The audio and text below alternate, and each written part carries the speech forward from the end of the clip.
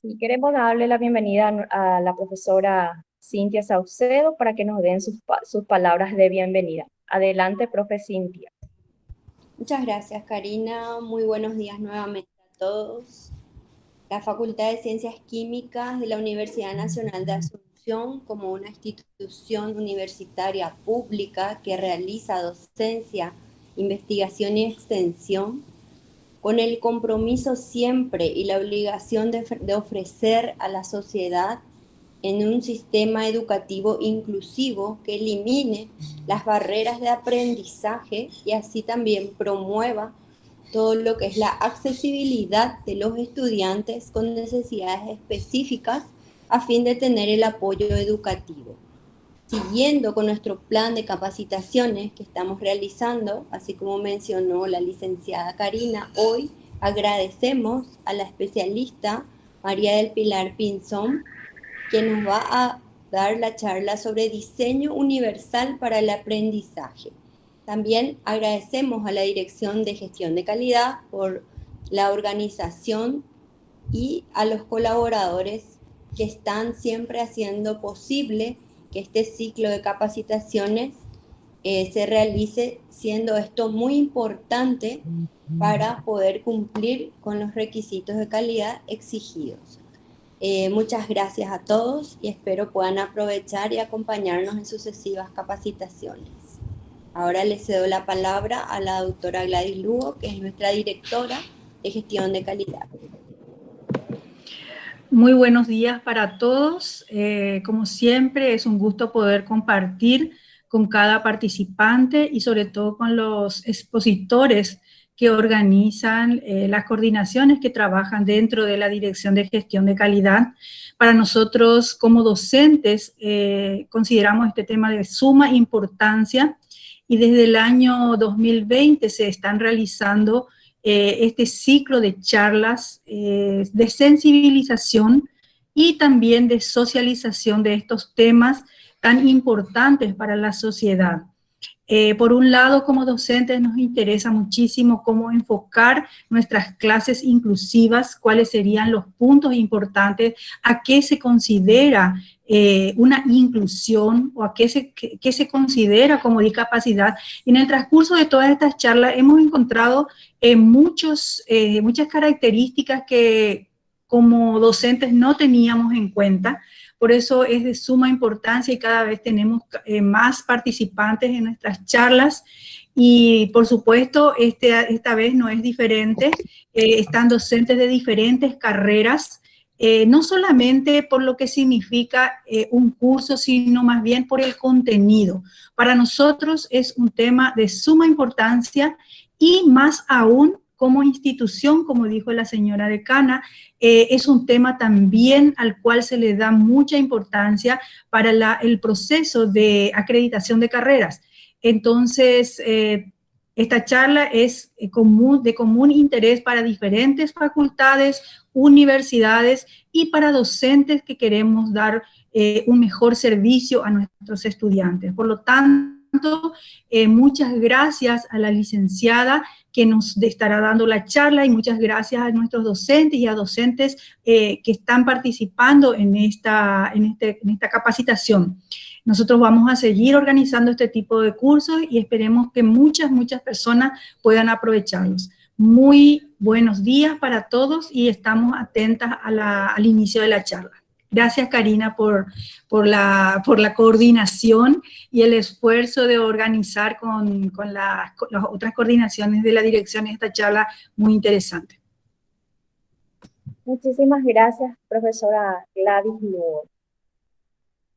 Esta tercera charla de capacitación estamos coordinando con la Dirección General de Extensión de UNAI, gracias a la licenciada Vanessa Báez, que pudo contactar con una de nuestras expositoras que está desde Colombia, nos está acompañando en el día de hoy. Ella es María del Pilar Pinzón Rueda, ella es psicóloga especialista en necesidades educativas especiales con 20 años de experiencia en elaboración, planeación y ejecución de proyectos sociales y educativos. Además, es directora de la Fundación Unicornio que trabaja por los derechos de las personas con discapacidad. Es experta en accesibilidad y diseño universal. Además, también tiene 13 años de experiencia en docencia universitaria. Tiene una especialización en neuropsicología, donde está impartiendo clase en la Universidad de Desarrollo e Investigación, también en la Universidad de la Costa de Colombia. Va a estar con ustedes la licenciada María del Pilar Pinzón. Adelante. Bueno, muy buenos días para todos. Pues como me estaban presentando, mi nombre es María del Pilar Pinzón, soy psicóloga de la Universidad Pontificia Bolivariana, especialista en necesidades educativas especiales y actualmente estoy terminando una maestría en neuropsicología y educación. Pero pues más allá de los títulos, soy una persona que lleva muchos años apasionada del tema de la educación inclusiva. Hace más de 20 años vengo trabajando en este tema y más allá de conectarlos hoy académicamente con el tema, quiero conectarlos de corazón con este tema. Entonces quisiera saber si me pudieran colaborar desde el equipo presentando la canción que le había solicitado a la compañera. Sin ningún problema. Todos hacemos música. Sí, señora. Por favor. Si me confirman, por favor, si pueden ver. ¿Se puede ver? Sí, se puede ver. Ok, voy a reproducir y a ver si espero que puedan escuchar. Sí, se escucha. ¿Se escucha? Ok.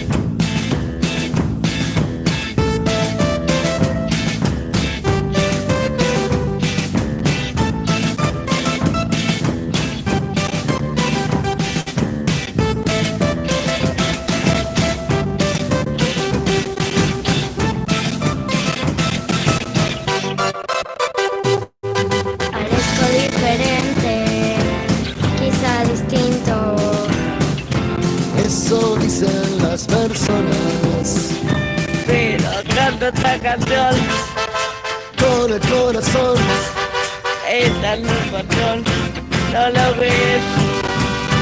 Hey. Todos cantamos juntos, no importa el destino, lo que importa es el camino. Todos cantamos juntos y la música demuestra porque estamos vivos.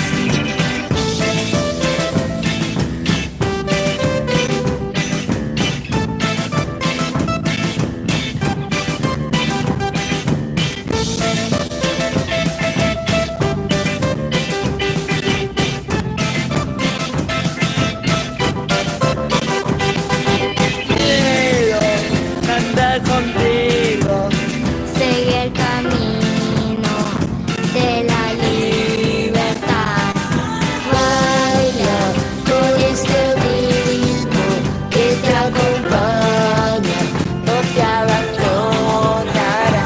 Yo canto esta canción con el corazón. Esta es mi pasión, no lo es. Cantamos juntos, no hay poder que no nos importa el camino. Todos andamos juntos y la música nuestra porque estamos vivos.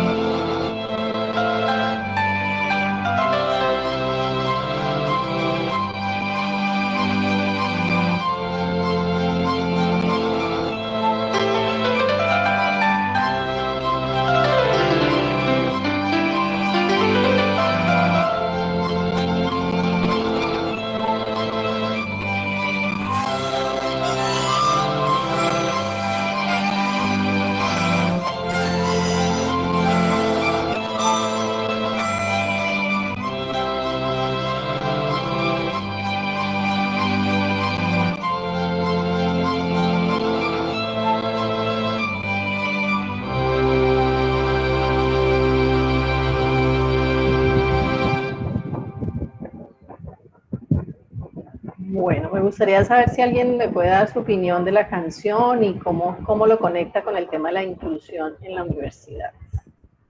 Una persona que nos dé algún comentario. Señora Hilda, Teresa, Gladys. ¿Quién nos puede hacer un comentario? El señor Mario. Alfredo.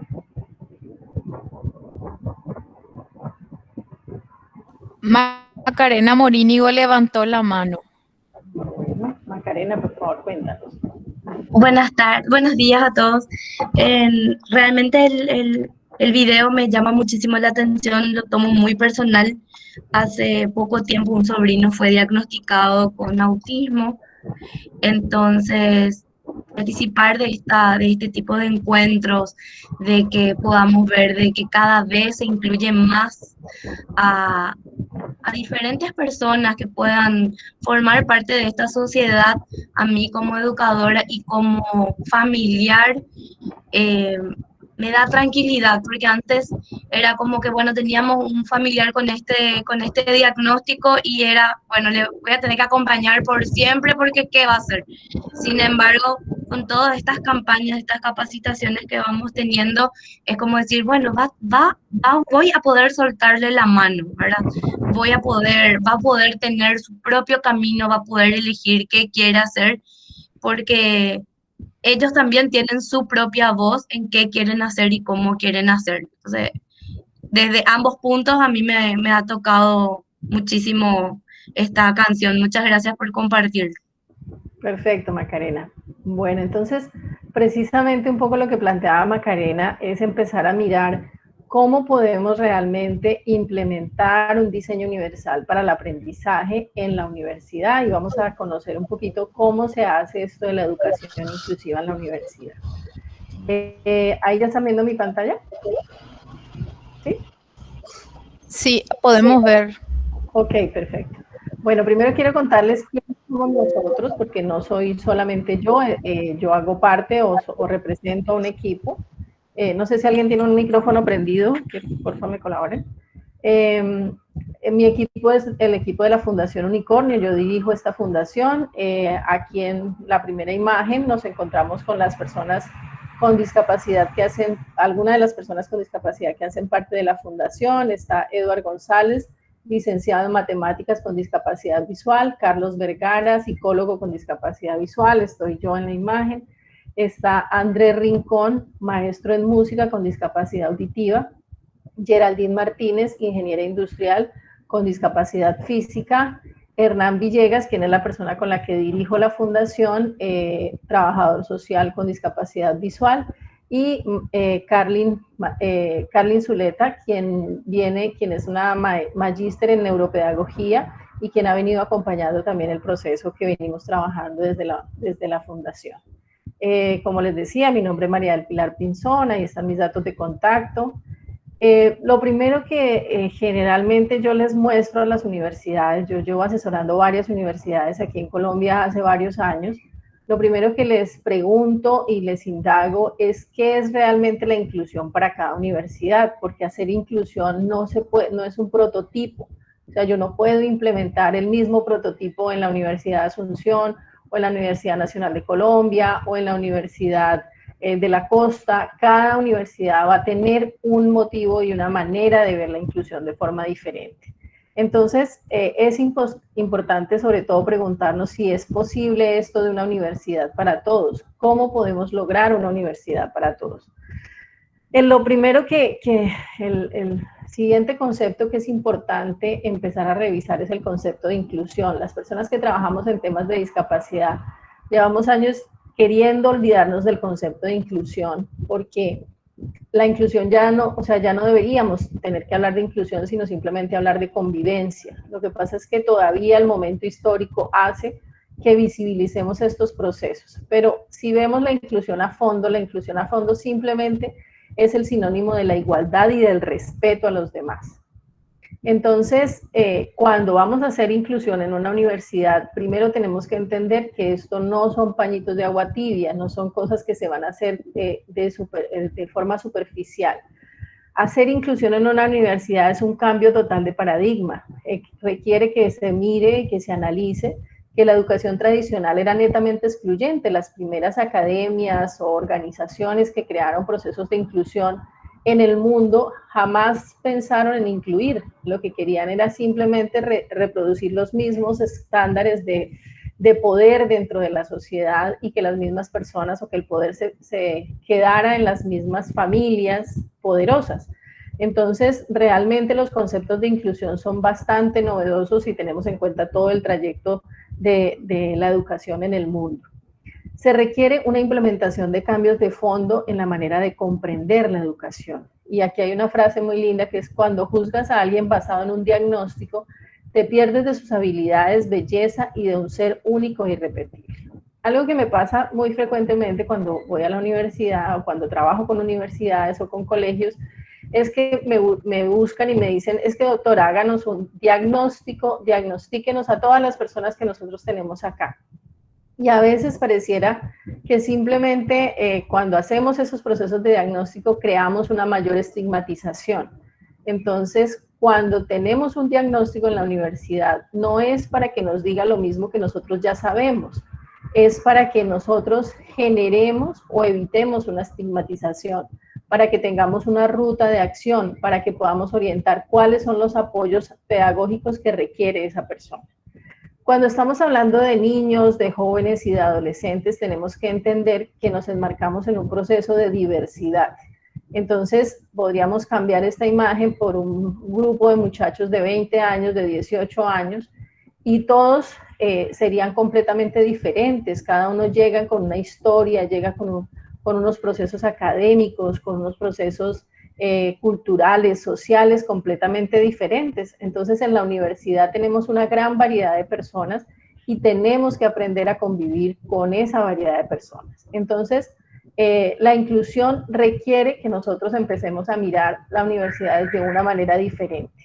Y aquí hay una pregunta que generalmente yo les hago a las universidades o a las instituciones, y es: ¿por qué para ser universidad o para que la universidad o el estudio o el proceso sea serio, tenemos que hacerlo aburrido? Entonces, la mirada es empezar a mostrar cómo podemos generar opciones para hacerlo mucho más divertido, para hacerlo mucho más accesible a todos. Y lo primero, pues, un concepto importantísimo para modificar es esto de lo normal. A mí muchas veces la gente, los docentes me abordan y me dicen: uy, profesora, pero es que si ya es difícil con los normales, imagínese con otras personas. Entonces vamos a modificar un poco ese concepto o a revisar un poco el concepto de qué es lo normal. Y es que la Organización Mundial de la Salud nos dice que el 15% de la población mundial presenta una discapacidad, es decir, más de 1.000 millones de personas tienen necesidades particulares. Además, en Colombia y en Latinoamérica tenemos comunidades étnicas, afrodescendientes, indígenas, y hay una gran cantidad de personas a las que de cierta manera se les ha excluido históricamente de los procesos educativos, porque hablar de educación inclusiva no es solamente hablar de personas con discapacidad, es poder brindar las oportunidades para que todas las personas y todas las poblaciones que fueron históricamente excluidas puedan tener su espacio en los procesos de educación.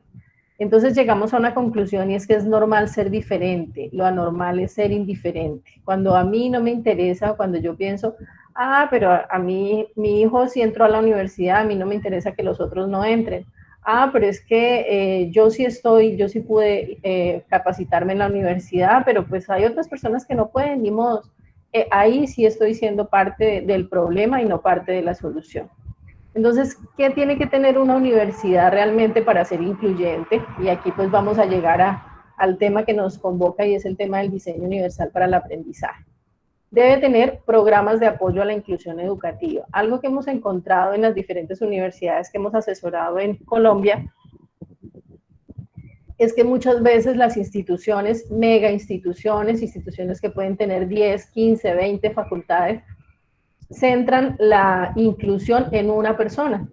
Entonces contratan un profesional y le dicen: bueno, usted se va a hacer cargo de la inclusión de la universidad. Eso realmente es una utopía. Es un primer inicio, es un primer paso, pero realmente es una utopía pensar que todo puede converger en una persona haciendo inclusión para una mega institución.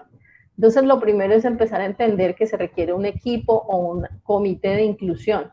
Y ese comité de inclusión no puede estar conformado por personas de cierta manera que estén representantes de adorno, tienen que estar personas que tomen decisiones administrativas, porque una universidad requiere muchas aristas para poder ser incluyente.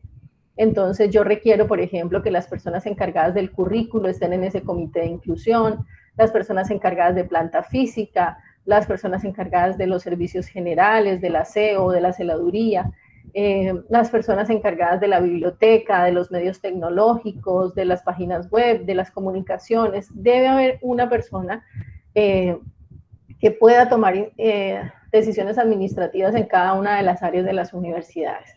Entonces, lo primero, pues empezar a generar programas de apoyo a la inclusión. Lo primero, aquí se me desordenó un poquito, el tema de la caracterización de la población. Es muy importante que una universidad sepa cuántas personas con necesidades educativas o con barreras para el aprendizaje presenta. A veces nosotros creemos que no las tenemos y ya están matriculadas en nuestras instituciones. Por ejemplo, muchas universidades tienen estudiantes con algún déficit cognitivo, con algún problema psicosocial, tienen estudiantes con algún tipo de discapacidad, con baja visión. Entonces es muy importante hacer esa caracterización, pero antes de esa caracterización hay que hacer un programa de autorreconocimiento, permitir que la misma población pueda reconocerse para que ellos hagan parte de ese proceso de caracterización. Se debe generar el diseño universal para el aprendizaje, que es lo que vamos a ver hoy. Accesibilidad y eliminación de barreras arquitectónicas, tecnología de apoyo, servicios de apoyo a la inclusión, deporte y arte incluyente. Son algunas de las aristas. El tema de la educación en Latinoamérica es bastante importante y es empezar a mirar y a mostrar cómo podemos empezar a llegar a otras poblaciones que, como les decía, históricamente han sido excluidas. El tema de la multiculturalidad religiosa también es muy importante. Este es uno de los ejemplos de etnoeducación aquí en Colombia. La Universidad del Magdalena viene hace bastantes años trabajando con comunidades indígenas. Y bueno, ahora vamos a centrarnos en el tema de diseño universal para el aprendizaje. Karina, ¿tú me puedes confirmar cuánto tiempo tengo? Vamos hasta las 9:45 y 15 minutos de preguntas, ¿sí? Para no pasarme, por favor. Asimismo, licenciada, adelante. Listo, perfecto. Entonces vamos a mirar qué es esto del diseño universal del aprendizaje. Entonces, el diseño universal para el aprendizaje es una estrategia que se ha venido promoviendo para generar educación inclusiva en todos los ámbitos, desde el preescolar hasta el posgrado. Y trabaja específicamente con 3 principios básicos: generar múltiples formas de representación, generar diferentes medios para la acción y para la expresión y diferentes formas de participación. Vamos a mirar qué significa esto. Y aquí hay una imagen un poco irónica que nos muestra un poco qué es esto del diseño universal. El diseño universal para el aprendizaje parte del concepto de la arquitectura y del diseño industrial, que venía abordando todo este tema de cómo crear o cómo hacer productos que puedan ser usados para una o varias personas o para la mayor cantidad de personas, perdón. Entonces, el diseño universal empieza a darse cuenta que la mayoría de las cosas que se diseñan pensando en un promedio de la población. Entonces, por ejemplo, cuando se va a diseñar una silla, se diseña pensando que la población latinoamericana mide entre 1,50 y 1,80. Entonces creamos sillas o diseñamos sillas pensando en ese promedio de estatura. ¿Qué pasa cuando una persona mide menos de 1,50 o mide más de 1,80? Pues no encuentra un diseño de silla adecuado. Entonces, ¿qué crearon? Pues estas sillas flexibles que permiten que se puedan abrir o crear un poco más altas o estar un poco más bajas. Esto hace parte de lo que se llama el diseño universal en términos generales. Pero cuando estamos hablando ya de diseño universal para el aprendizaje, que es un concepto que se empezó a utilizar en los currículos, pues pasaba lo mismo. Empezaron a darse cuenta que los currículos eran diseñados pensando en un estudiante promedio. Entonces decían, bueno, el estudiante tiene este coeficiente intelectual, este es el promedio de coeficiente intelectual, este es el promedio de capacidades físicas, este es el promedio de capacidades sensoriales, pero ¿qué pasaba con los estudiantes que estaban por encima de ese promedio o por debajo de ese promedio? Ya sea por su estilo de aprendizaje, ya sea por su manera de aprender, ya sea por su tipo de inteligencia. Entonces, lo que se empezó a identificar es que se debía homologar este concepto que ya se venía trabajando en la arquitectura, homologarlo a el diseño curricular.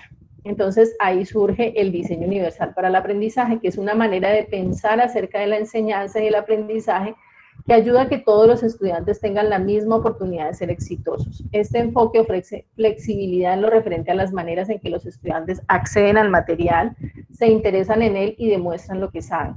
Desarrollar un plan de lecciones de esta manera ayuda a todos los estudiantes, pero puede ser particularmente beneficioso para los que tienen dificultades de aprendizaje y de atención. Entonces, el DUA, que es el término o la manera como se viene hablando, es un enfoque basado en la investigación para el diseño del currículum. Es decir, cómo crear objetivos educativos, métodos, materiales, evaluación, que permita que todas las personas desarrollen conocimientos, habilidades y motivación e implicación con el aprendizaje. Esto lo viene trabajando el Centro de Tecnología Especial Adaptada, viene trabajando este concepto. Y hay 6 razones para utilizar el DUA. Como les digo, esto va desde el preescolar a la universidad y esto es universal. O sea, esto es lo que se puede usar en Colombia, en Chile, en Argentina, en España. De hecho, España lleva mucho, es pionera en el trabajo del diseño universal para el aprendizaje.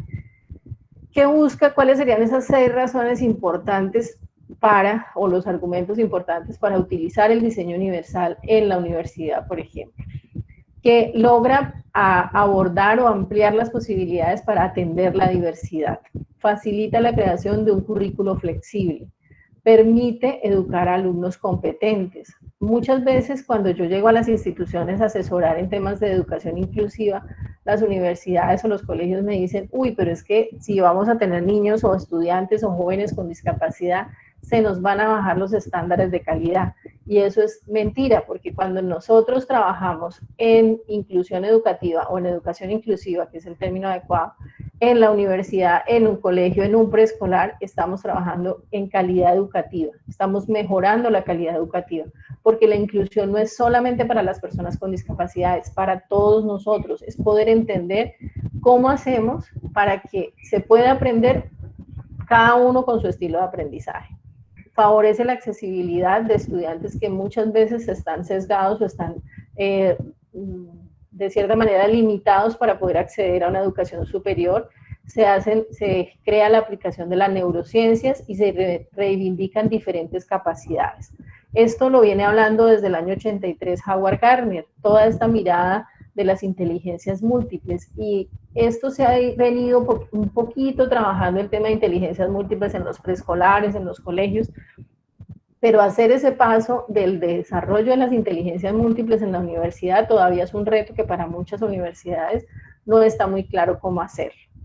Entonces, entender que el diseño universal es una propuesta pedagógica que facilita un diseño curricular en el que tenga cabida todos los estudiantes a través de objetivos, métodos, materiales, apoyos y evaluaciones, formulados partiendo de sus capacidades y realidades, teniendo en cuenta 3 redes neuronales: la red de reconocimiento, la red afectiva y la red estratégica. O sea, una de las cosas que nos ha venido enseñando las neurociencias es que esas 3 redes son fundamentales para los procesos de aprendizaje. ¿Cómo lo voy a tener en cuenta en mi práctica pedagógica? Permito que mis estudiantes interactúen con diferentes materiales. Entonces les voy a dar múltiples oportunidades de aprender y de acceder a la educación. El uso de teclados o de tecnología alternativa. Entonces resulta que yo tengo un estudiante con una parálisis cerebral que no va a poder escribir a mano alzada, pero que puede usar su computador, o que puede usar una grabadora, o que puede usar su celular, por ejemplo, para grabar las clases o para grabar la información que él necesite. Entonces voy a permitir esos usos de la tecnología de forma alternativa. Invito a través del arte, la danza, la escultura, que mis estudiantes expresen los aprendizajes. Llevo mi clase un invitado especial para explicar un tema específico. Implemento rutinas de pensamiento. Genero junto a mis estudiantes actividades para alcanzar los objetivos. Implemento procesos de autoevaluación, coevaluación y heteroevaluación. Uso aplicaciones de comunicación y herramientas web interactivas. Propongo ajustes razonables a partir de los apoyos que favorecen su participación. Entonces vamos a mirar un poco más específico qué es esto, cuáles son esos principios del aprendizaje, pero antes de eso vamos a ver que hay varias pedagogías que son afines al diseño universal para el aprendizaje y que a veces, muchas veces cuando yo estoy dando estas charlas, los docentes me dicen, doctora, pero eso del diseño universal para el aprendizaje yo lo vengo hablando hace tiempo con estilos de aprendizaje, o eso lo venimos escuchando hace tiempo con inteligencias múltiples. Entonces vamos a ver cómo podemos mirar este diseño universal para el aprendizaje desde otros tipos de pedagogía. Una que se trabaja mucho desde el preescolar es la pedagogía Montessori, que a pesar de todos los años que lleva la pedagogía Montessori, aún está vigente y cada día como que se renuevan más y se generan nuevas alternativas desde la pedagogía Montessori, porque es un proceso de aprendizaje respetuoso de los ritmos de aprendizaje. El estudiante es activo en el proceso de aprendizaje, el docente es un guía y se trabaja con material multisensorial. Otro de las inclusiones o de los trabajos que se pueden tener, pedagogías que se pueden tener afines al diseño universal para el aprendizaje es la teoría de las inteligencias múltiples, donde Howard Gardner nos ha mostrado que cada persona posee los 8 tipos de inteligencia, que la mayoría de las personas pueden desarrollar cada inteligencia hasta un nivel adecuado de competencia, que las inteligencias por lo general trabajan de forma conjunta y de forma compleja, y que hay muchas maneras de ser inteligentes de cada categoría. Creo que algo que ya deberíamos haber superado las instituciones educativas es pensar que un estudiante que tiene muy buen desempeño académico necesariamente es el estudiante que es más inteligente, sino que hay otras formas de ser inteligente. Y por eso siempre dentro de mis charlas planteo cómo es importante implementar otro tipo de inteligencias que no son tan tradicionales en los procesos académicos, la utilización de la música, por ejemplo, como estrategia pedagógica. Y vamos a mirar algunas de las razones por las que no solamente un niño, sino cualquier estudiante debería estudiar música. Aumenta la capacidad de memoria, atención y concentración de los estudiantes. Mejora la habilidad para resolver problemas matemáticos y de razonamiento complejo. Es una manera de expresarse, introduce a los niños a los sonidos y significados de las palabras, brinda la oportunidad para que los niños interactúen entre sí y con los adultos, estimula la creatividad y la imaginación infantil. Al combinarse con el baile, estimula los sentidos, el equilibrio y el desarrollo muscular. Provoca la evocación de recuerdos e imágenes, con lo cual se enriquece el intelecto. Estimula el desarrollo integral del estudiante al actuar sobre todas las áreas del desarrollo. Hay otra inteligencia que también se ha dejado de lado y es la inteligencia sinestésica, y es la capacidad para usar todo el cuerpo para expresar ideas y sentimientos, y tiene una gran cantidad de posibilidades y de proyectos de vida que se pueden generar a través del desarrollo de la inteligencia sinestésica. Por ejemplo, formar un actor, un mimo, un atleta, un bailarín, un cirujano, un artesano, un escultor, un arquitecto, un mecánico, todos ellos vienen o han necesitado desarrollar esa inteligencia sinestésica, que es todo ese aprendizaje que incluye habilidades físicas como la coordinación, el equilibrio, la destreza, la fuerza, la flexibilidad, la velocidad. Y esto generalmente desde el colegio se viene olvidando o se viene dejando de lado. La otra manera de aprender a través o la otra pedagogía que está relacionada también con el diseño universal para el aprendizaje es esta teoría por proyectos, aprendizaje basado en proyectos, que eso se ha venido trabajando hace más de 20 años y se ha tratado de estimular que en las instituciones se trabaje este tema del aprendizaje basado en proyectos. ¿Por qué? Porque es un aprendizaje significativo, relevante, es acción, aprendizaje proactivo, desarrolla habilidades metacognitivas, el alumno desarrolla autonomía, responsabilidad y capacidad de decisión, la evaluación es una herramienta de aprendizaje y tiene pues grandes ventajas, aunque también tiene muchos detractores en los procesos académicos. Una pedagogía que está muy de moda en este momento es toda la pedagogía STEAM, que se trabaja desde el preescolar, pero que también en la universidad es bastante interesante. La pedagogía STEAM está basada en la ciencia, la tecnología y la ingeniería y las matemáticas. Y es en la creación, está muy relacionada con esta creación de la robótica, del diseño, de la ergonomía, y pues realmente es bastante interesante este tema. En Colombia venimos trabajando desde el decreto 1421, y además de promover la generación de diseño universal para el aprendizaje, también viene de cierta manera motivando la realización de planes individualizados de ajustes razonables. En algunos países los llaman como adaptaciones curriculares individuales, o hay otras maneras, adecuaciones o adaptaciones curriculares se vienen usando a nivel de Latinoamérica. Pero pues, ¿por qué y para qué se deben hacer este tipo de planes individualizados? Porque hay estudiantes que, a pesar de que la universidad use o implemente el diseño universal para el aprendizaje, hay estudiantes que van a requerir apoyos específicos. Un estudiante con discapacidad auditiva, un estudiante con discapacidad visual, va a necesitar apoyos o recursos, modificaciones necesarias para poder acceder a la educación. A través de estos planes individualizados se garantiza que estos estudiantes puedan desenvolverse con la máxima autonomía en los entornos en los que se encuentran, y así se pueda garantizar su desarrollo, aprendizaje y participación para la equiparación de oportunidades y la garantía de los derechos.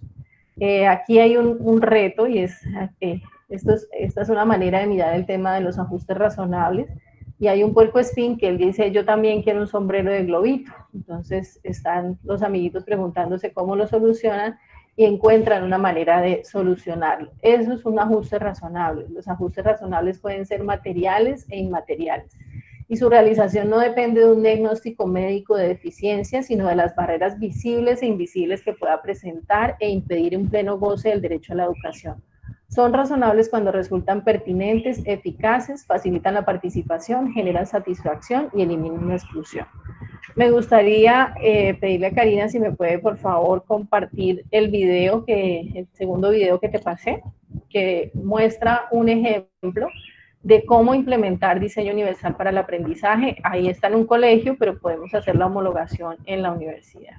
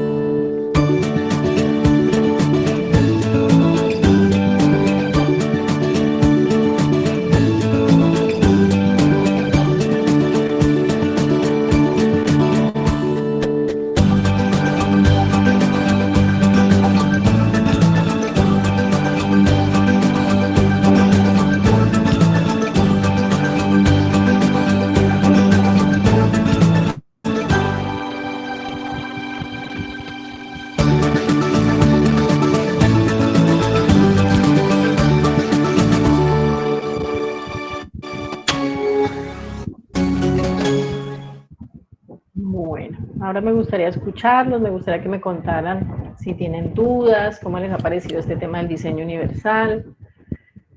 Difícil, fácil.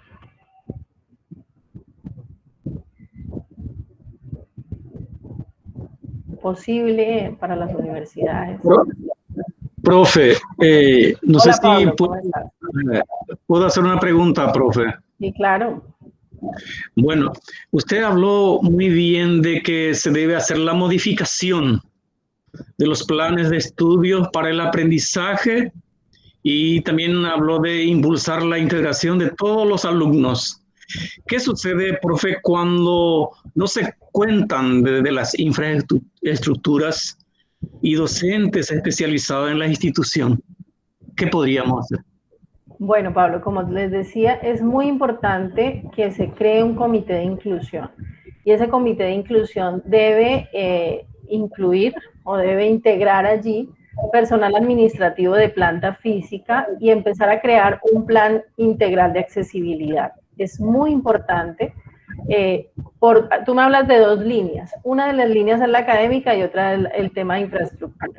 Las universidades deben generar un plan de mejoramiento institucional donde se incluya todo este tema de la accesibilidad. Nosotros desde la Fundación Unicornio venimos trabajando todo el tema de la neuroarquitectura y escenarios educativos. Y es cómo hacer escenarios educativos incluyentes que tengan en cuenta los aprendizajes que se ha dado a partir de las neurociencias de cómo aprenden los estudiantes. Entonces, es súper importante hacer un plan y empezar a trabajar sobre esa accesibilidad y esa diseño universal desde la universidad en la parte de infraestructura. En ese plan inicial se tiene que empezar a mirar hacer un diagnóstico de cuáles son las barreras arquitectónicas más importantes, empezar a identificar, por ejemplo, dónde podemos incluir los baños accesibles, cómo podemos tener los setas podotáctiles para las personas con discapacidad visual, cómo se deben implementar las rampas, ascensores, bueno, toda la infraestructura necesaria, porque estos son legalizaciones y son normativas a nivel internacional. La Convención de Derechos de las Personas con Discapacidad ha venido trabajando muy fuertemente en que se crea accesibilidad en todos los espacios, en todos los países adscritos a la Convención. Eso por una parte. Por otra parte, debe haber una persona en ese comité de inclusión encargada del área académica que también generen en plan de mejoramiento institucional unas posibilidades, por ejemplo, este tipo de capacitaciones, sensibilizaciones, trabajo con los estudiantes, una creación de un equipo de estudiantes con discapacidad que sean proactivos dentro de la misma universidad. Entonces, es un proceso gradual, Pablo, no es algo que se pueda generar, pero la motivación a ustedes como universidad es que no sigan esperando a que haya una legislación más fuerte, a que hayan más exigencias, porque como les decía, mientras más temprano ustedes accedan o empiecen los procesos de educación inclusiva, más rápido su universidad va a generar posibilidades de calidad educativa superior. O sea, ustedes van a estar por encima del promedio porque van a tener posibilidades de que todos sus estudiantes puedan acceder a la información. No sé si eso respondió a tu pregunta. Sí, profe, muchísimas gracias. Gracias, Pablo. ¿Alguna pregunta más? Recordamos a los participantes que pueden usar la opción de levantar la mano y les damos la palabra para mantener un orden dentro de esta reunión. Profe, tengo otra consultita más. Soy muy curioso.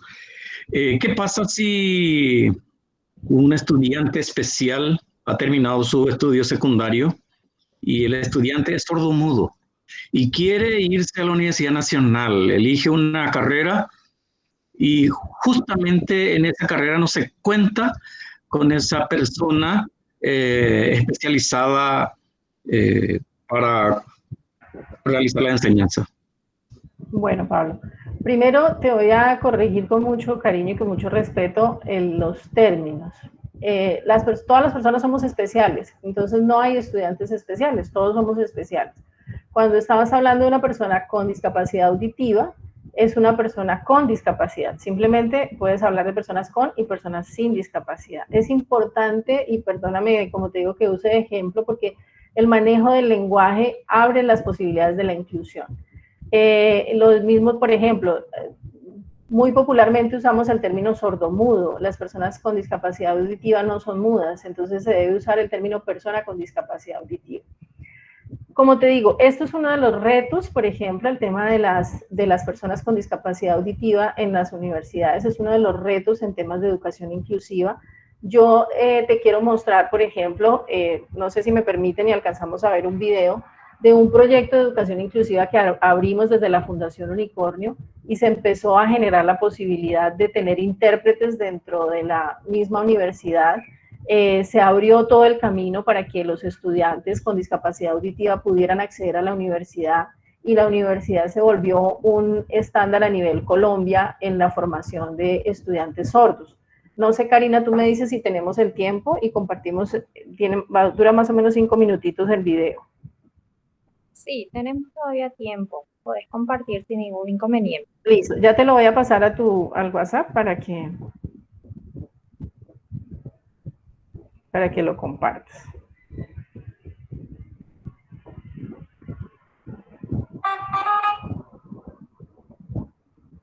Entonces, a veces nosotros creemos que este tema de la inclusión de personas sordas es algo terriblemente complicado, pero creo que parte más de la intención. Nosotros tenemos experiencias en universidades aquí en Colombia que con universidades públicas y privadas ya están haciendo la inversión en tener intérpretes de lengua de señas y pues obviamente eso abre un mundo de posibilidades. Las personas con discapacidad auditiva se han visto relegadas y la violación de derechos a nivel Latinoamérica es impresionante para las personas sordas. El poder tener el acceso a la universidad realmente es maravilloso y les abre un mundo de posibilidades a ellos para mejorar su calidad de vida.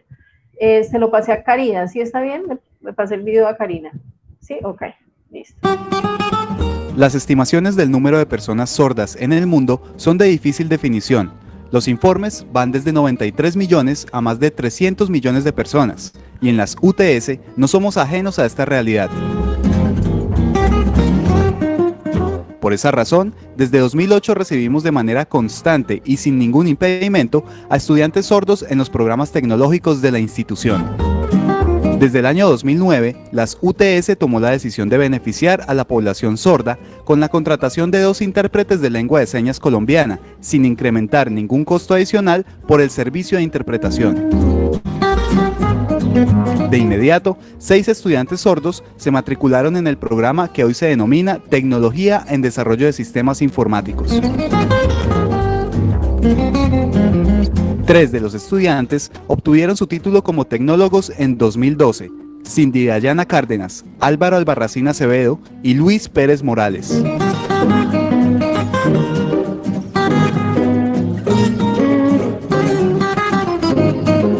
Además de brindar el espacio académico a personas con discapacidad auditiva, las unidades tecnológicas de Santander también son incluyentes a recibir personas provenientes de otras regiones, como los casos de Luis Pérez Morales, de Boyacá, Wilfredo Henao Ciro, oriundo de Arauca, y Heiler Amaya Durán, del departamento de La Guajira. Con el fin de brindar calidad y cobertura a la comunidad de sordos de las UTS, la institución vinculó en 2013 y 2015 a 2 intérpretes más para suplir las necesidades académicas de esta población. Hoy, las UTS cuentan con 4 intérpretes. Dadas las competencias y habilidades personales de los estudiantes Javier Andrés Bravo Uribe y Willington Steven Naranjo, ellos clasificaron para desarrollar auxiliaturas académicas y recibir becas culturales en las UTS. Una forma de obtener ingresos adicionales o solventar el pago de la matrícula. Actualmente, en las UTS estudian 3 sordos en los programas de Desarrollo de Sistemas Informáticos y 3 más en los programas de Gestión Empresarial, Contaduría Pública y Topografía. De esta manera, se demuestra el compromiso institucional por la educación de calidad para las minorías al brindar acompañamiento a los actuales estudiantes y a 5 graduados en las diferentes tecnologías. Bueno, yo creo que eso responde tu pregunta, Pablo. No sé si estamos de acuerdo. Gracias, profe, por la corrección y genial, genial.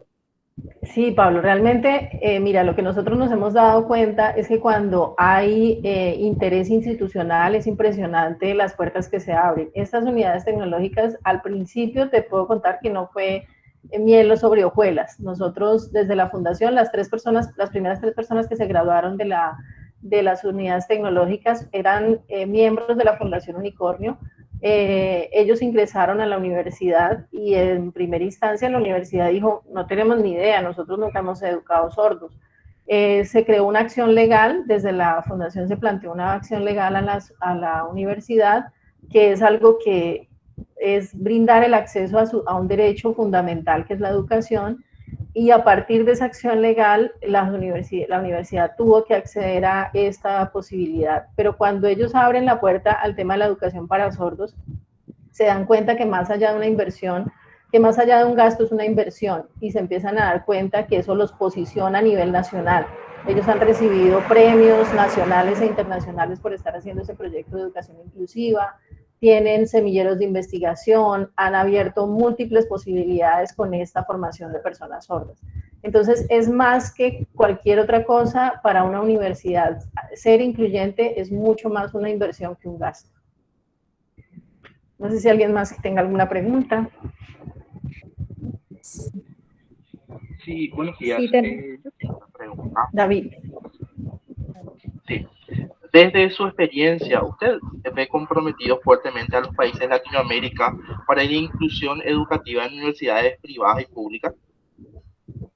¿Que si veo el compromiso, me preguntas? Sí, si usted ve comprometido fuertemente a los países de Latinoamérica. Sí, yo realmente tengo experiencias. Mira, nosotros el año pasado realizamos un seminario de neuroarquitectura e inclusión, donde asistieron diferentes profesionales que llevan trabajando varios años en diferentes universidades, en la Universidad de La Plata, en Argentina, en Uruguay, en Perú, en México, en Ecuador. Hay muchas universidades que ya han venido abriendo esa posibilidad de la educación inclusiva. Y también realizamos el primer seminario de educación inclusiva en la educación superior y tuvimos muchas personas, inclusive profesionales con discapacidad, que han egresado de diferentes universidades y que han generado posibilidades de abrir la oportunidad de la educación inclusiva a nivel Latinoamérica. Quisiéramos que fueran más. Realmente hay mucho por hacer, hay mucho por trabajar. Este tema de la accesibilidad en nuestros países es muy importante, por eso nosotros hemos venido promoviendo todo este tema de la neuroarquitectura e inclusión. El tema precisamente de poder hacer que las universidades cada día se den cuenta de la importancia, mucho más en Latinoamérica, porque cuando nosotros le cerramos las puertas a poblaciones excluidas, estamos cerrándole la puerta a el desarrollo de nuestros países. Entonces, cuando nosotros realmente entendemos que la educación inclusiva nos puede llevar a Latinoamérica a ser una Latinoamérica mucho más progresista, a generar mucho más posibilidades para todos, a mejorar la calidad de vida de la población, pues nos damos cuenta que los beneficios son infinitos en esos temas. Tenemos 2 preguntas, licenciada. La primera pregunta consiste, usted mencionó las rutinas de pensamiento. ¿En qué consiste y cómo se realizarían? Rutinas de pensamiento, ¿me recuerdan en dónde la revisé? Cuando hablábamos de diseño universal. María Belén Astigarraga. Sí. Buenos días a todos. Sí, doctora, Hola, usted mencionó entre una de las acciones, ¿verdad? Era implementar lo que son las rutinas de pensamiento. Y sí. Mi consulta es si podría explicarnos un poquito en qué consiste y cómo podríamos nosotros implementarlas. Bueno, ahí lo complemento y es que se hablan de las rutinas de pensamiento creativo. Cómo empezar a propiciar el desarrollo de pensamiento creativo desde las diferentes posibilidades de aprendizaje que tienen los estudiantes. Una de las cosas que nosotros hemos venido promoviendo en temas de educación inclusiva es que los procesos de aprendizaje no son para repetir información que ya tenemos, sino para crear nueva información. Entonces, trabajar con ese tema de rutinas de pensamiento y creatividad permite que los estudiantes empiecen a generar soluciones creativas a las problemáticas que se dan en el día a día y abre la posibilidad para que sean estudiantes mucho más críticos.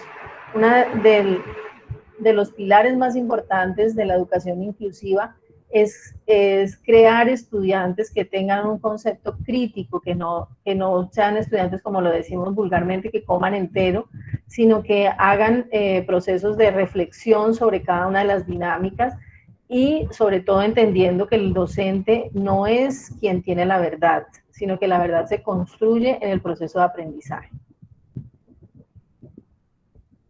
Gracias, doctora. Con mucho gusto. ¿Tenías otra Tenemos pregunta? otra consulta de la licenciada Sandra Mogelos. ¿Qué experiencia nos puede indicar para lograr una instancia de abogacía a nivel del gobierno, para lograr asignación de presupuesto destinada a la inclusividad y así tengamos el apoyo necesario para que la universidad atienda convenientemente estas necesidades especiales? Bueno, hay dos líneas muy importantes y es crear redes de apoyo. Es importante que ustedes se unan a otras universidades, generen, en Colombia, por ejemplo, tenemos la Asociación Colombiana de Universidades, que es la ASCUN. Es importante que ustedes generen asociatividad con otras universidades y generen red de trabajo de universidades en pro de la inclusión. Cuando se generan este tipo de reuniones y de grupos, se pueden empezar a generar cuáles son las necesidades de cada universidad, cuáles son los avances que tiene cada una de las universidades, qué caminos ha desarrollado de cierta manera para obtener recursos, y entre todos pueden empezar a generar acciones legales hacia la parte pública, ¿sí? De cómo poder recibir esos apoyos, qué es lo que falta a nivel institucional, cómo se puede crear unas políticas de inclusión. En Colombia, por ejemplo, nosotros hace más o menos 8 años ya tenemos unos lineamientos de políticas de educación inclusiva en la educación superior. Entonces, es muy importante generar esas acciones políticas donde se pueda abrir esos espacios y también vincularse a redes de inclusión de universidades a nivel Latinoamérica o Iberoamérica, para también ir conociendo cuáles son los caminos que ellos han recorrido para llegar a esos lugares o a esos espacios. Argentina, por ejemplo, tiene un camino bastante interesante en temas de educación inclusiva, que es genera muchas posibilidades también de seguir ese camino, o puede también motivarnos a mirar cómo podemos abrir esas posibilidades para todos. Muchas gracias, licenciada. Tenemos una pregunta más del ingeniero José Melis. Menciona, ¿qué experiencia puede compartir cuando una persona tiene una discapacidad que impide alcanzar una competencia profesional, como él es de la química o en ciencias biológicas? Por ejemplo, un no vidente frente a la competencia de observar un cambio de color en un proceso. Si bien existen otros contenidos que no tienen esa necesidad de ver, pero al fin y al cabo la profesión está muy ligada a esa capacidad. Bueno, yo te digo que en la experiencia que yo tengo ha sido impresionante conocer cómo las personas con discapacidad logran superar barreras. Dentro del equipo que yo les mostraba está, por ejemplo, uno de mis compañeros, él se llama Eduardo González, estando más o menos en sexto semestre de licenciatura en matemáticas, él queda completamente ciego. Y pues todo el mundo pensó, lo más lógico es que él se vaya a cambiar de carrera. O sea, estudiar matemáticas sin ver es algo realmente heroico. Y él simplemente suspendió durante un semestre, hizo su proceso de habilitación funcional, volvió a la universidad y él mismo capacitó a los docentes para que le enseñaran matemáticas. Entonces, creo que una de las cosas importantes que nosotros tenemos que quitarnos de la cabeza es que, primero, que todos los estudiantes, por ejemplo, muchas personas dicen, oye, pero los psicólogos se la pasan hablando, ¿sí? Entonces, los psicólogos deben hablar. ¿Cómo vamos a tener un psicólogo sordo? Hay psicólogos que se pueden comunicar a través de lengua de señas y que además pueden ser psicólogos de otras personas con discapacidad auditiva o que además pueden trabajar en investigación, o que además pueden, o sea, a veces estamos con límites muy pequeños y pensamos que ciertas profesiones son imposibles de realizar cuando se tiene un tipo de discapacidad. Yo los invitaría, por ejemplo, a ver un evento de deporte paralímpico, y ustedes solamente viendo cómo se mueven o cómo se generan acciones y ajustes razonables los deportistas paralímpicos, se darían cuenta que no hay barreras. O sea, hay múltiples formas de generar acciones. Yo te puedo contar, por ejemplo, tú dices, bueno, hay un fluido que va a cambiar de color y que necesitamos que lo sepa. Resulta que en este momento ya hay aplicaciones que te permiten a través del celular, tú ubicas la aplicación, abres la aplicación y él podría escanear cualquier imagen y saber cuál es el color, por ejemplo, ¿sí? Por darte simplemente un ejemplo. Muchas veces a mí me llaman en las universidades y me dicen, doctor, es que entró a estudiar un muchacho arquitectura y es ciego, ¿cómo podemos hacer? Bueno, ya hay mapas ápticos, hay formas de hacer adaptaciones, hay mucha tecnología que puede generar las posibilidades para que una persona con cualquier tipo de discapacidad pueda acceder al aprendizaje. Yo pienso que más están las barreras en nosotros mismos porque creemos que hay muchos imposibles, pero cuando los conocemos a ellos nos damos cuenta que esos imposibles no existen.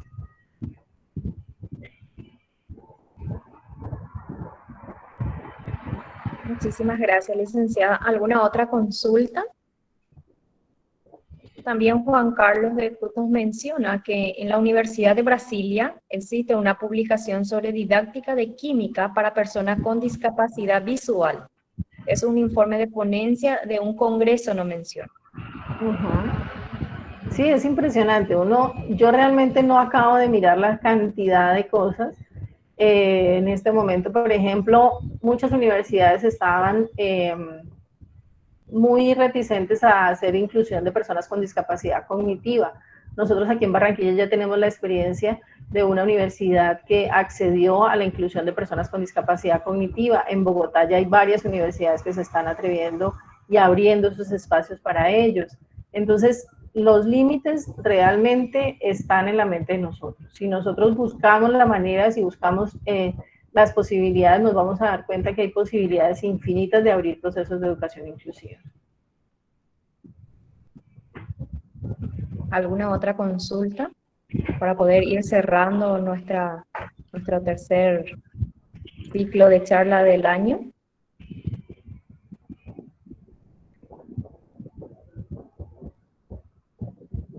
Luis ha levantado la mano. Sí, estos ejemplos que nos están dando y de cuyos ejemplos vimos en los videos, son discapacidades que son limitantes, sobre todo para las personas que nos consideramos normales, pero con lo que están haciendo esta gente se puede superar. Ahora, ¿qué pasa cuando se tienen niños o personas adultas inclusive que tienen, por ejemplo, Asperger, que yo creo que van a necesitar de una especialidad mucho más específica? Eso quería escucharle a la doctora. Bueno, Luis, a nivel internacional hay muchos ejemplos de personas con trastorno del espectro autista que ya se están vinculando en las universidades, se hacen ajustes razonables, esos ajustes razonables están incluidos, por ejemplo, en apoyos en tiempo, en la manera como la persona toma sus clases. O sea, es muy difícil decirte exactamente cuáles son los ajustes razonables que se hacen con ellos, porque cada uno va a necesitar algunos ajustes razonables de acuerdo a su personalidad, de acuerdo a su proceso de rehabilitación. Yo te digo que hace más o menos unos 10 años, si tú me decías trastorno del espectro autista en la universidad, yo misma no me lo creía, pero ya he estado en universidades donde se han graduado estudiantes con Asperger, quienes son personas brillantes. Una de las cosas, y si tú estudias, por ejemplo, la psicología de las personas de Silicon Valley, está comprobado a nivel internacional que en Silicon Valley está la mayor cantidad de personas con trastorno del espectro autista funcionales laboralmente. Las personas con trastorno del espectro autista son muy buenas en el desarrollo de software y de tecnología.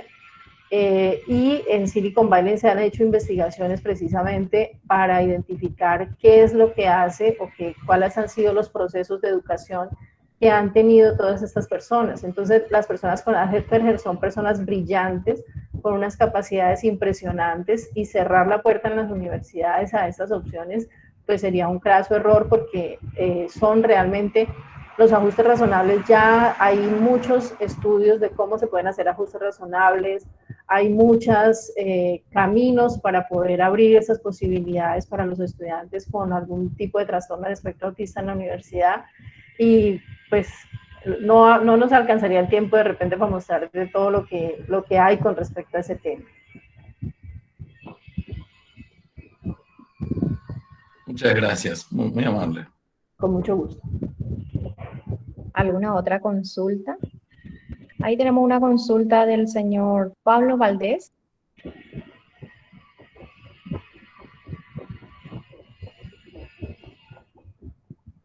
¿Qué pasa sobre los problemas sociales especiales en el sector indígena? Discapacitadas que no están registradas tampoco están... ¿Me repites, Karim? No la escuché. Sí. ¿Qué pasa sobre los problemas sociales, especialmente en el sector de indígenas, discapacitadas que no están registradas, tampoco están estudiando? No entiendo bien la pregunta, Pablo, si quieres aclarármela un poquito. Pablo, ¿podrías por favor intervenir? Sí, profe. Viste que hay muchísimas personas indígenas discapacitadas que creo que no están lo registrados, o sea, el gobierno no tiene agendado a esas personas que son discapacitadas, pero a la vez no se van a la escuela, no están estudiando. ¿Qué podríamos hacer, profe, en ese caso? Bueno, siempre con poblaciones indígenas hay que empezar primero a romper nosotros nuestros propios esquemas y nuestros propios prejuicios hacia las poblaciones indígenas. A veces nosotros tenemos una idea todavía muy colonizadora, donde nosotros creemos que nosotros no las sabemos todas y ellos solamente son personas, perdónenme la expresión, pero a veces la mirada de nosotros es que ellos son ignorantes y nosotros somos los que les vamos a enseñar.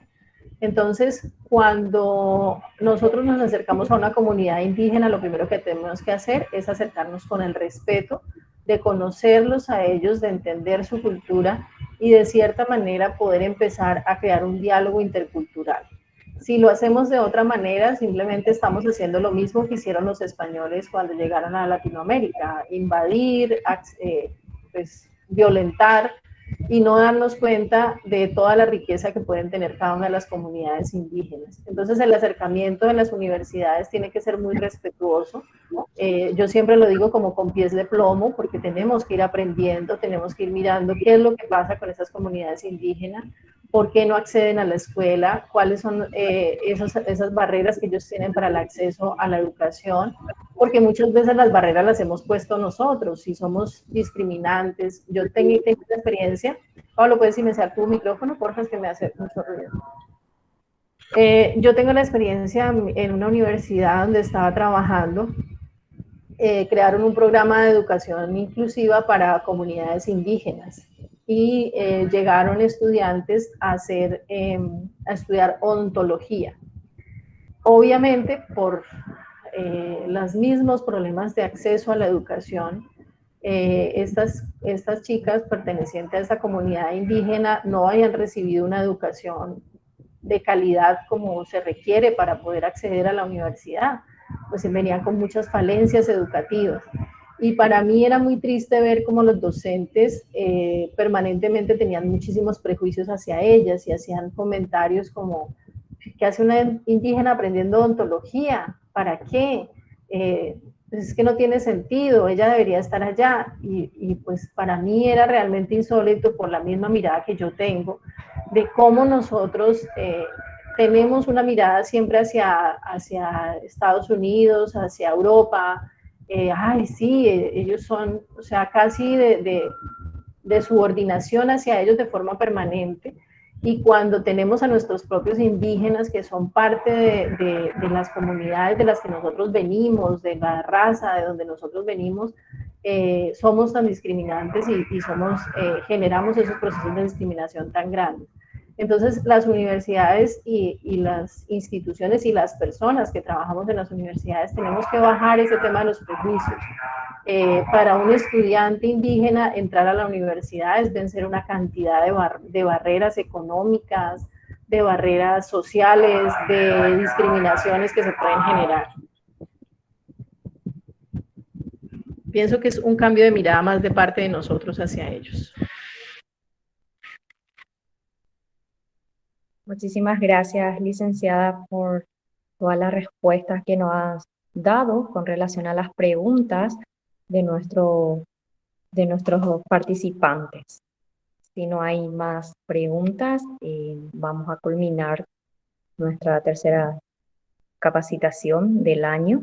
Muy agradecida con usted, licenciada, de poder estar con nosotros desde Colombia. Excelente la capacitación de parte de la doctora, están manifestando los participantes. Desde ya, muchísimas gracias y muy agradecida con usted y con todos los presentes en esta capacitación. Bueno, muchas gracias, Karina, de verdad, por la invitación. Gracias a todos por estar tan participantes y pues haber estado como tan activos en esta charla.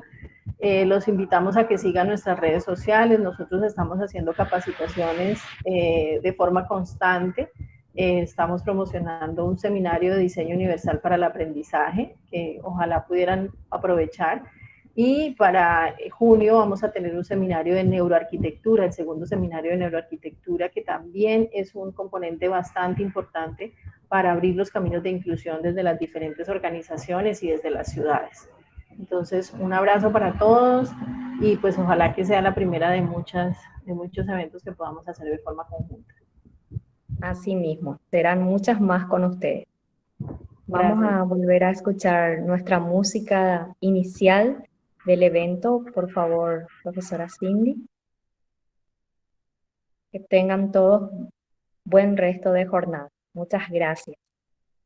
Hasta luego, muchas gracias. Hasta luego. Muchas gracias. Felicitaciones. Gracias.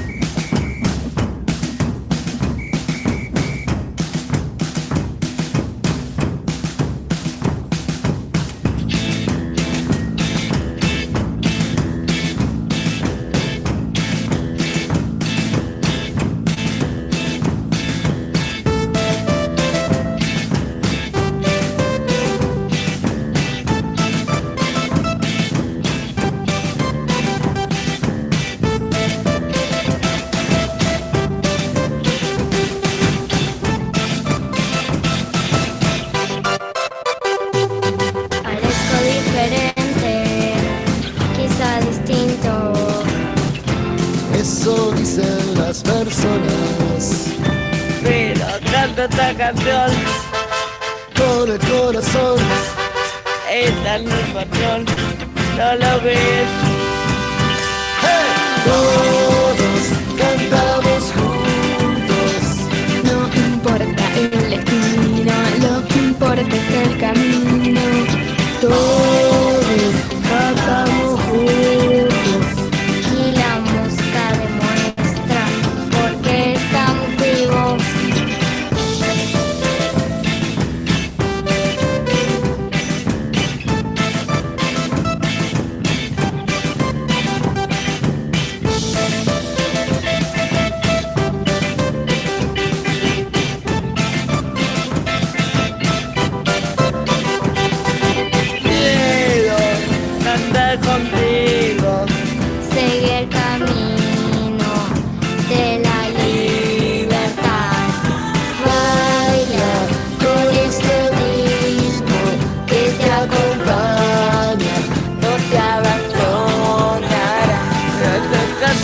canción con el corazón. Esta es mi pasión, no lo es. Todos cantamos juntos, no hay poder que no nos importa el camino.